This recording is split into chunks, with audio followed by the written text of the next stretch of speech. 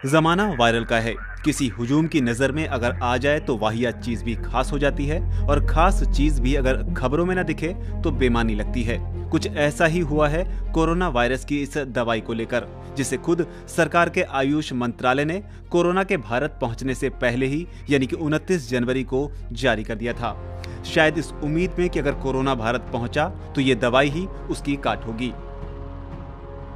दवाई का नाम है आर्सेनिकम एल्बम 30, जिसे लेकर सरकार के प्रेस इंफॉर्मेशन ब्यूरो यानी कि पीआईबी की तरफ से बाकायदा ट्वीट किया गया।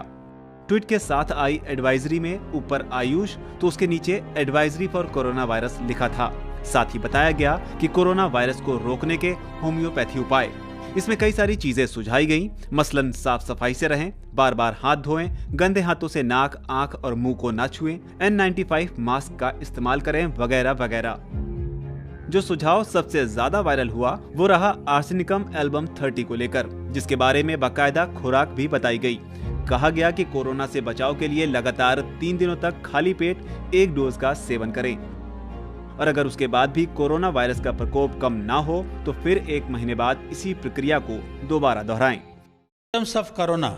The symptoms of corona mainly is cough, cold, sneezing, running nose like that. That ailments we will prevent with the arsenic album 30 potency. These 30 potency you have to use daily 6 pills.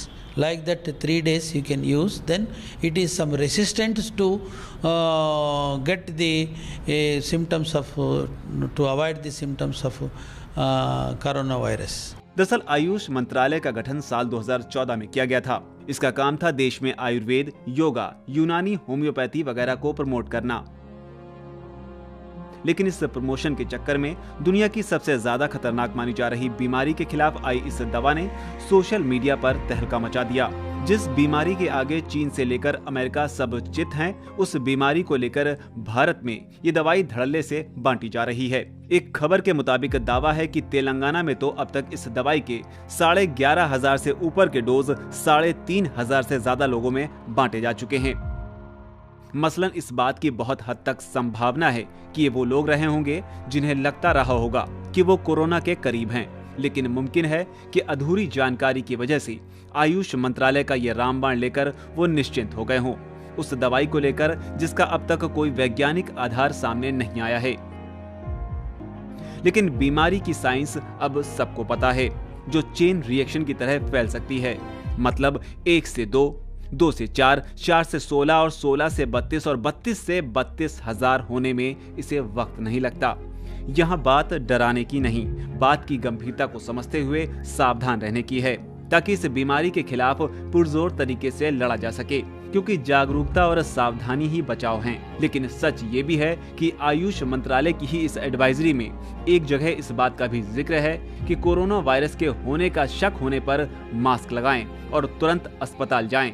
लेकिन अस्पताल जाने के बाद भी यही गोलियां खाएं या कुछ और आजमाएं, ये साफ नहीं किया गया है। जिसके बाद जी न्यूज ने इस खबर की पड़ताल करने की कोशिश की तो पूरी तस्वीर साफ हुई। आयुष मंत्रालय के central council for research in homeopathy के डीजी डॉक्टर अनिल खुराना ने आर्सेनिकम एल्बम 30 को लेकर वायरल हो रही खबर पर क्या कहा, अब वो सुनिए।